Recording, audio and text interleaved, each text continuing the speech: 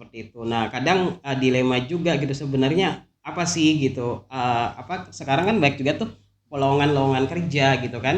Nah, tapi kesempatan untuk tunanetranya itu jarang Hmm. sekali gitu. Nah, kakak sendiri kan juga di bimbel selain ngajar yang memang di usia sekolah, Hmm, ada juga di usia kerja juga kan. betul. Nah,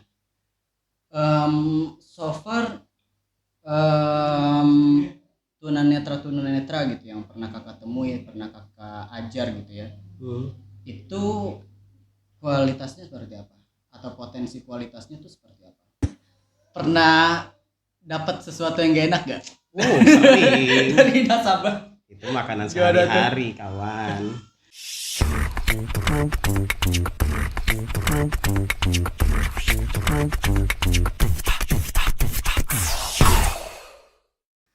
Halo, selamat datang kembali di Hai Hai Halo Podcast.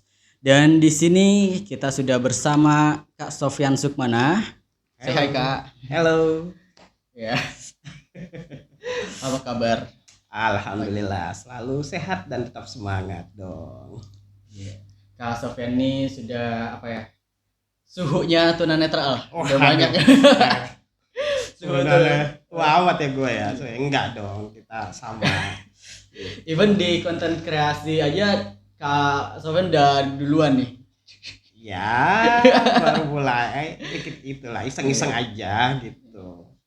Ya. Kalau konten-konten YouTube itu ya sejak ya selama pandemi sih, karena kan lama menganggur ya, gitu kan jadinya ya udah mau buat apa nih gitu yang bisa apa namanya berguna juga lah gitu, dan akhirnya coba deh buat konten YouTube gitu kan, nah, kayak gitu.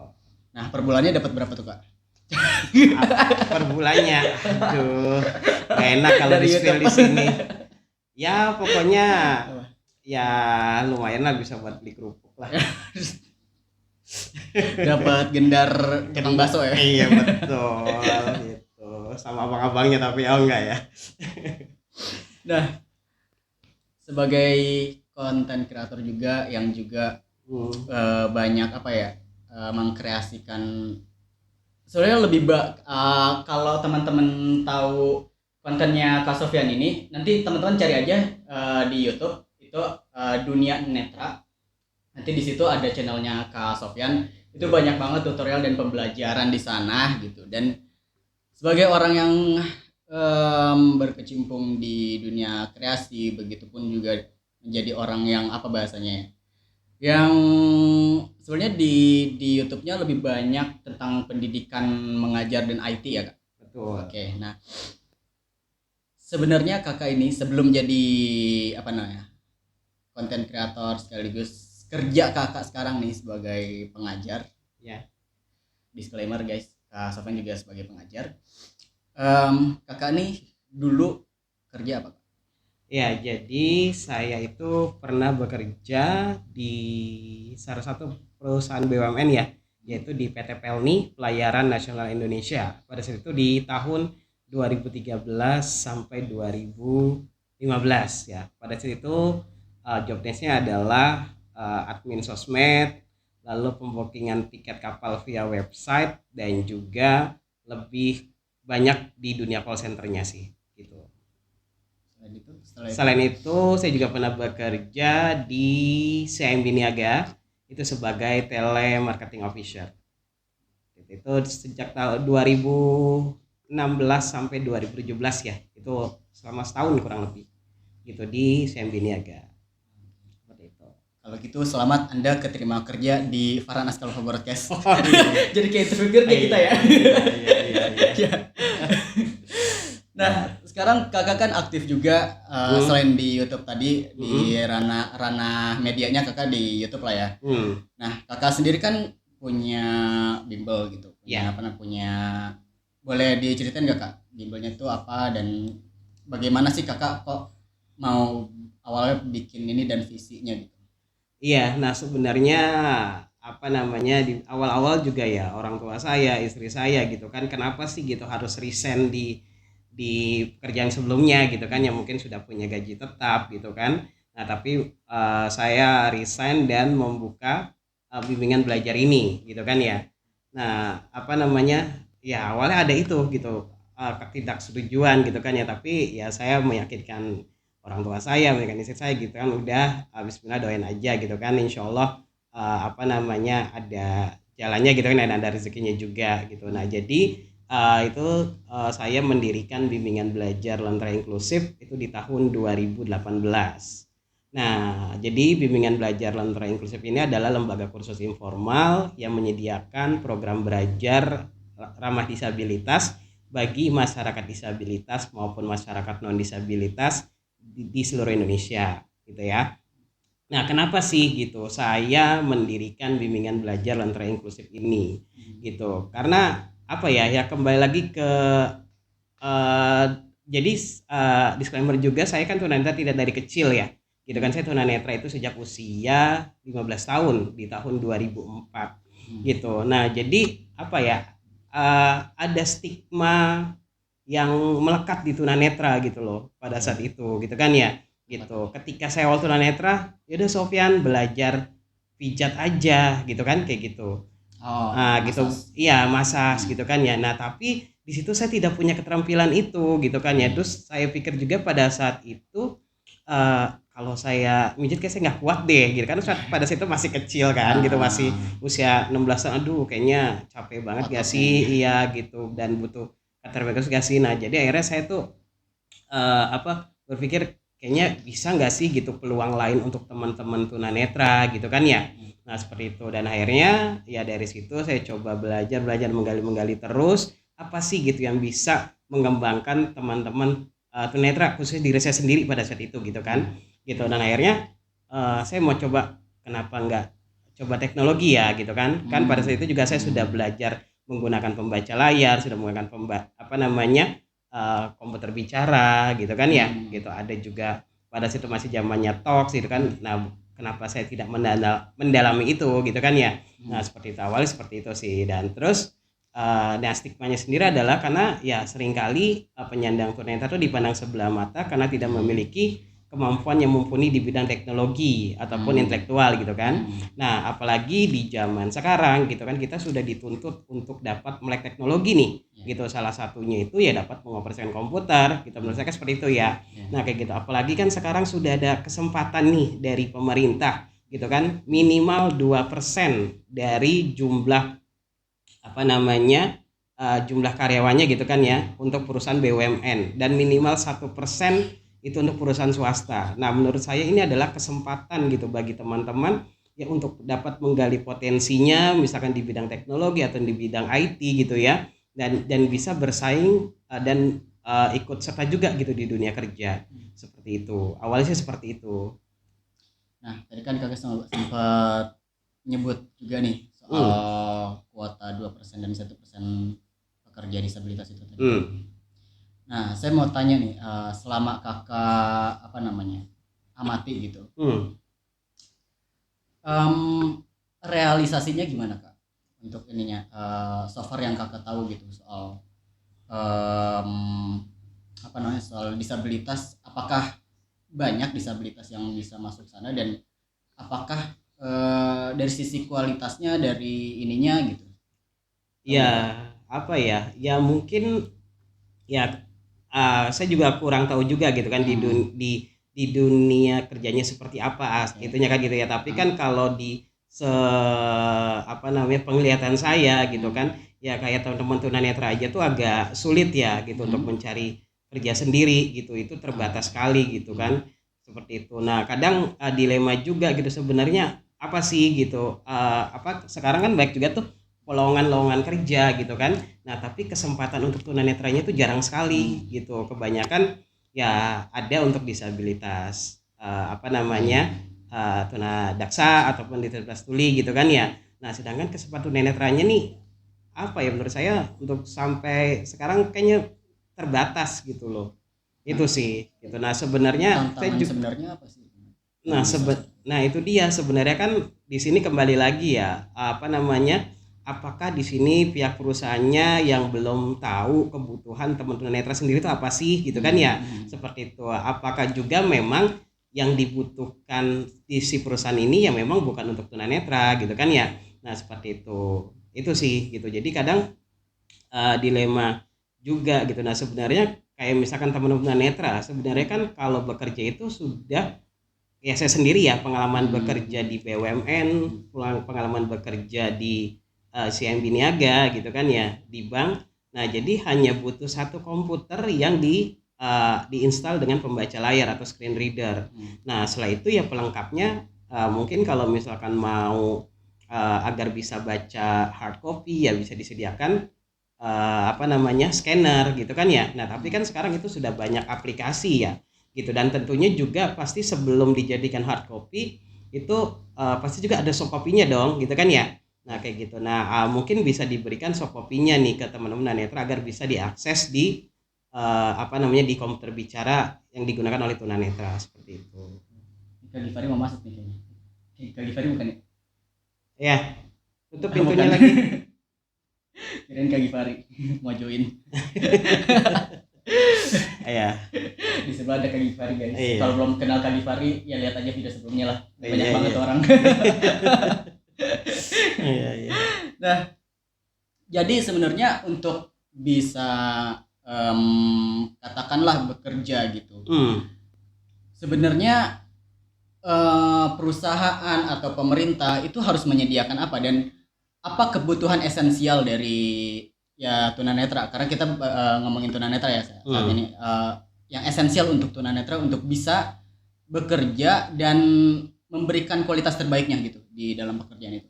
Iya, sebenarnya kalau menurut saya ya, karena pengalaman saya pribadi gitu ya, ketika saya bekerja ya saya hanya butuh satu perangkat komputer dilengkapi dengan earphone gitu kan ya, karena kan memang tunanetra kan agak terdistract tuh dengan suara, karena kan kita kan harus mendengarkan pembaca layar kan. Nah dan pembaca udah cukup itu sih menurut saya, karena pada itu saya ketika di PT PL nih gitu ya, ketika bekerja dan juga di bank gitu di CIMB Niaga itu hanya butuh satu perangkat komputer yang sudah terinstal dengan screen reader atau pembaca layar dan udah satu buah earphone seperti itu. Sorry, tadi yang di PL ini kakak sebagai call center.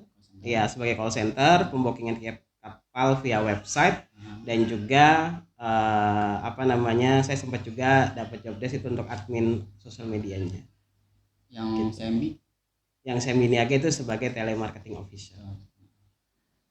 Kalau soal, karena gini, ada yang saya dengar tentang kekhawatiran soal misal kalau ada tunanetra harus punya guiding block, harus punya braille. Apakah itu satu hal yang wajib dan yang saya dengar juga gitu, yang banyak dikhawatirkan oleh perusahaan atau ya dalam hal ini kalau pengalaman saya nggak punya pengalaman di perusahaan tapi mungkin di pendidikan lah, di dunia pendidikan itu konstruksi bangunannya harus ada guiding block, harus ada lift, harus ada braille. Apakah se-strict itu untuk bisa tunanetra masuk gitu syarat-syaratnya? Kalau menurut saya seperti yang sudah saya jelaskan gitu kan ya, jadi saya bekerja di yang pertama di PT PL nih gitu kan ya. Nah itu ya udah seperti biasanya pada umumnya, tidak ada guiding block gitu kan, ada lift juga, ada tangga juga ya. Terkadang kalau misalkan lagi posisinya lift mati mau nggak mau kita naik turun tangga kan, kayak gitu. Dan di kantor pun ya tidak ada, maksudnya tidak ada untuk esensial untuk harus ada printer braille atau apa gitu. Nah justru kan kita sudah digital semuanya ya gitu, semuanya sudah kita akses itu melalui komputer gitu kan, yang tentunya juga tunanetra harus punya bekal juga gitu kan. Misalkan ya contoh lah gitu untuk penguasaan Microsoft Office-nya dan internetnya itu sudah harus, ibaratnya itu hal wajib gitu yang harus bisa. Selebihnya yaitu pelengkap gitu kan ya, seperti itu. Misalkan bisa lagi editing, bisa lagi programmer, itu lebih bagus lagi gitu kan ya. Nah seperti itu. Tapi ya kalau misalkan esensialnya itu ya pengalaman saya pribadi ya seperti itu, hanya cukup satu buah perangkat komputer yang sudah terinstall screen reader dan juga satu buah headphone, dan yang tentunya ya skill individunya juga harus mumpuni juga kan gitu kan, sesuai dengan job desk-nya gitu kan ya, seperti itu. Karena pada saat itu juga ya saya ketika di PEL nih ya saya juga berkutat di Excel juga gitu kan, berkutat di PowerPoint juga, berkutat di Word juga, dan untuk di website justru dasar-dasar penguasaan internetnya juga harus oke, bagaimana berpindah misalkan untuk menuju ke poin yang dituju agar lebih cepat gitu kan. Nah itu kan keterampilan individu yang harus dimiliki sama tunanetra gitu. Nah itu sih terkadang ya itulah gitu, jadi hanya butuh itu aja sih gitu. Berarti kalau sebenarnya kalau untuk mobilitas tidak perlu spesialisasi yang segitunya. Iya, kalau menurut saya sih tidak ya gitu. Jadi kadang kan teman tunanetra itu oke, sekali 2 kali diantar sama security gitu kan. Nah ketika dia sudah terbiasa, dia sudah tahu lingkungannya, itu sudah bisa mandiri gitu, udah hafal betul gitu, harusnya sudah bisa hafal ya untuk tunanetra gitu. Misalkan oke, sekali ada nyasar ke sini gitu, tapi ketika kedua kali, 3 kalinya ya sudah paham, kalau ke toilet saya harus ke sini, kalau misalnya saya mau ke sini saya harus ke sini dulu. Nah itu sudah jadi hafal gitu, seperti pada umumnya tunanetra di rumahnya kan, ketika pulang sekolah ataupun pulang kuliah ya mereka ya dengan mungkin transportasi online sendiri gitu kan. Saat ini kan ada juga yang memang menggunakan angkutan umum dan dia harus menggunakan tongkatnya gitu, dan itu tepat kok gitu sampai di rumahnya karena ya sudah hafal gitu kan. Nah seperti itu. Jadi ingat waktu magang juga sih, emang bener kayak gitu sih ya, nggak perlu setiap mau buang air kecil dianterin mulu. nah betul gitu, kita kan nggak itu kan ditungguin gitu kan. Kan agak malu juga gila kalau tungguin pas lagi mau pup ya kan, kayak gitu, udah belum belum lalu ya gitu kan, gak enak ditungguin kan. Nah kayak gitu ya, jadi ya udah gitu, kadang ya ya sekali 2 kali memang teman-teman di kantor itu nganterin gitu kan, ngantar ke toilet, tapi setelah itu cuman tanya aja bisa nggak sini, udah nggak usah dianterin, akhirnya udah jalan sendiri, akhirnya itu udah terbiasa gitu. Kayak kita mau kemana pun ya itu udah terbiasa, mau turun ke lantai bawah naik lift sendiri kan sudah hafal tuh. Kita nanti kan pertama ditunjukkan dulu kan sama teman kita kan, ini lantai 3, lantai 1 gitu kan. Nah tinggal itu aja urutannya seperti itu walaupun pada situ ya liftnya juga tidak ada screen atau apa gitu kan ya. Kalau yang di mall-mall sekarang kan udah enak tuh, misalkan dia ngomong first floor gitu kan, kayak gitu, second floor kayak gitu. Nah kalau itu ya tidak ada, ya udah gitu. Saya berdasarkan itu aja gitu, dan nggak nyasar sih gitu. Karena kan ketika itu kita udah tahu suasananya nih, ini di lantai 1, saya kadang udah hafal sendiri tuh gitu, dalam alam bawah sadarnya sudah hafal sendiri gitu. Kadang untuk yang sensitif banget aroma tuh bisa ini juga sih pengaruh. Betul gitu. Kadang kayak misalkan saya ini, tiba-tiba saya kan mau ke lantai dasar, misalkan ke lantai 1 gitu kan, tiba-tiba di lantai 2 situasinya kayak si lantai 1 nih, kayaknya belum deh nih gitu. Nggak taunya ketutup lagi, turun lagi deh ke bawah. Oh iya kayak gitu. Nah ini ya kayak gitu. Nah jadi ya udah gitu sih. Itu ya, itu siapa yang ngebuka di lantai 2 tiba kosong ya kan, kayak gitu. So far kakak sendiri kan juga di bimbel selain ngajar yang memang di usia sekolah, ada juga di usia kerja juga kan. Betul. Nah so far tunanetra gitu yang pernah kakak temui, pernah kakak ajar gitu ya, itu kualitasnya seperti apa atau potensi kualitasnya itu seperti apa? Ya, jadi kan Lentera itu kan kalau jenjang karirnya ya mulai dari pemijat, ada karyawan, guru, dosen, mahasiswa gitu kan ya, kayak gitu rentang usianya. Nah jadi ya macam-macam gitu, ya mereka sudah memiliki dasar komputernya, dan kadang kan namanya teknologi kan update terus ya gitu kan. Nah jadi mereka itu belajar lagi untuk mengupgrade ilmunya dia nih, yang sudah dia sebelumnya belajar sebelumnya itu ditambahkan lagi gitu. Misalkan sebelumnya ini si murid ini dia baru belajar Excelnya tingkat basic gitu. Nah sebenarnya tingkat lanjutnya seperti apa sih? Nah akhirnya lanjutkan lagi. Ada juga yang memang sebelumnya baru menguasai Word itu atau Excel. Nah terus tiba-tiba di tempat kerjanya itu dia dituntut untuk presentasi kan, mau nggak mau dia harus mengupgrade skillnya kan gitu, upgrade kemampuannya untuk bisa menguasai PowerPoint. Akhirnya belajar juga kayak gitu. Nah jadi ya di Lentera itu ya kami sudah melayani ya seperti tadi untuk jenjang karirnya itu mulai dari pemijat, guru gitu ya, karyawan, dosen, bahkan ada notaris juga gitu sempat belajar gitu. Nah kalau rentang usianya itu saya mulai dari usia 6 tahun hingga 65 tahun sudah pernah. 65. Iya, 65 tahun. Ya tuh luar biasa gitu, apresiasi banget karena itu aja seusia seperti itu gitu ya masih semangat untuk Masih mau belajar, iya. betul gitu loh. Kalau boleh tahu yang 65 tuh di bidang apa? Kalau 65 tahun itu kemarin dia lebih mengakses Android. Android ya karena untuk kerja untuk jadi dia sudah pensiun, dia mau buka usaha gitulah gitu. Jadi dia mau tahu bagaimana caranya misalkan jadi dropshipper gitu kan ya. Kayak gitu bagaimana cara mengakses Tokopedia seperti itu. Misalkan mau berjualan online seperti apa sih gitu kan ya. Kayak gitu. Nah, itulah tentang seperti itu gitu. Jadi ya itu gitu penguasaannya. Lalu juga belajar bagaimana cara mengakses sosial media, Instagram, Facebook kan untuk promosi kan gitu. Nah jadi itu. Nah apa tadi saya ngomong?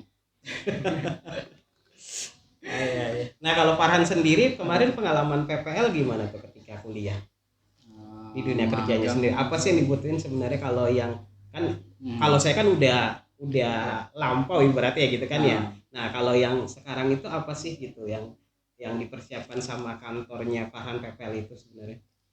Nah kebetulan tempatnya rada beda ya. Kebetulan waktu itu saya magangnya di bawah pemerintahan lah gitu, kurang lebihnya. Nah